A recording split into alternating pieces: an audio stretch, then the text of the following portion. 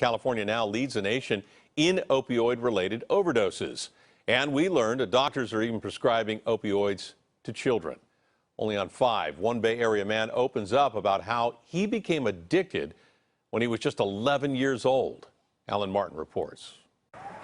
Inside a beautiful home in affluent San Ramon, very cute, Deborah Colleen and her 25-year-old son Kent remember a time Cub Scouts before powerful painkillers took over. Never in a million years did I ever think that I would have a child that would have the disease of addiction. At age 11, Kent, on a bike, was hit by a car. His doctor prescribed Vicodin, a narcotic. 11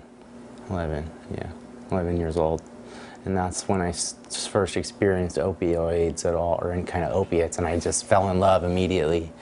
The feeling was irresistible. Just a warm hug, and just indescribable. At first, I thought you could just take away the pills and everything would be okay.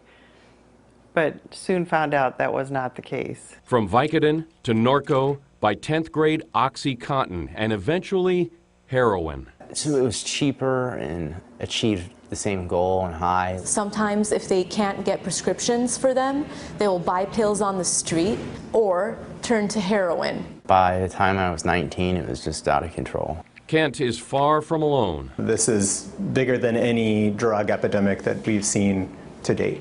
The worst drug addiction epidemic in the United States history. Millions of Americans are now addicted to painkillers. It's been caused by overexposing the U.S. population to prescription opioids. They are prescribed by a doctor and they're perceived to be less harmful. I trusted the professionals.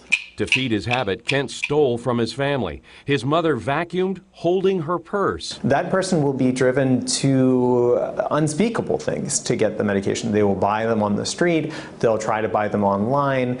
With a click and a credit card. You don't even have to go to the dark web. You can Google it and buy it, literally. More Californians today die from an opioid-related overdose than from being in a car crash, nearly 50% more. Who would have thought that it's more dangerous to stand in front of the medicine cabinet than behind the wheel of a car?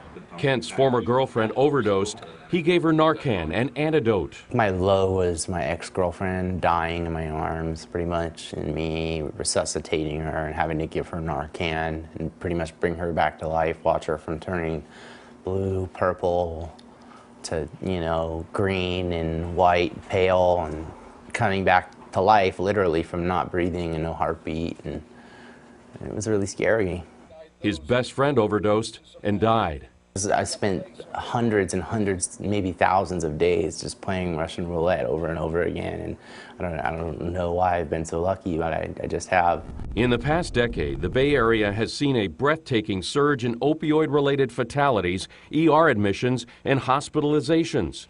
Kent is lucky. He was arrested and thrown in jail. It's horrible to think that you're excited about your child going to jail, but for me, jail saved my son's life. Kent sought treatment with methadone, is recovering and working full-time.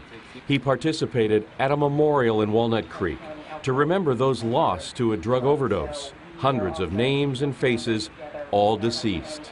It is killing people, literally killing people, and their families. His mother says the problem is so great in San Ramon, Alamo, and Danville, she started a support group. Doesn't matter what color you are, how much money you have, what house you live in, it is here.